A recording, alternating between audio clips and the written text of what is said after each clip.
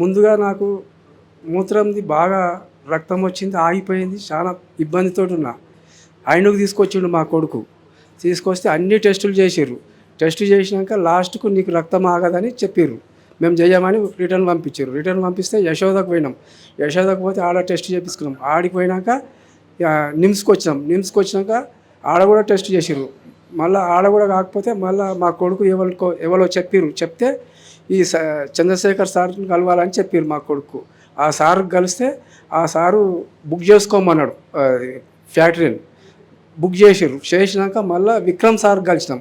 Vikram sir కలిస్తే నేను అన్నీ చేస్తాను, మాకు డబ్బులు లేవు, చాలా ఖర్చు అవుతాయి అని చెప్తే ఈ విక్రమ్ సార్ని కలిస్తే నేను అన్నీ చేస్తా అని చెప్పిండు. చెప్తే అన్నీ చేసుకున్నాం.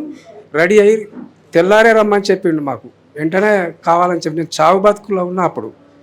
అప్పుడు చేస్తే వెంటనే నాకు ఆపరేషన్ చేసిర్రు వీళ్ళు, వినయ్ సార్. మళ్ళీ నాకు ఈ డైరెక్టర్ సార్ కూడా దగ్గర కూర్చుండి రోజు వచ్చి కలిసిపోయిండు 2 రోజులు. సత్యనారాయణ రాజు అన్నాడు, నాకు చాలా హెల్ప్ చేసిండు ఆ సార్ కూడా. విక్రమ్ సారు, వినయ్ సారు అందరు చాలా హెల్ప్ చేసారు. నేను ఈ పార్టీకి ఉన్నానంటే వాళ్ళ వల్లనే ఉన్నా ఇక్కడ, లేకపోతే చాలా ఇబ్బంది అవుతుండే నాకు.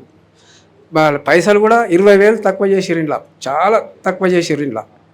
ఇప్పుడు ఇది కూడా పెడతా అంటారు. ఇది పెడితే కూడా నేను మళ్ళీ చేయించుకుంటుంది. నాకు మెడల నొప్పి కూడా ఉన్నది, ఫిజియోథెరపీ.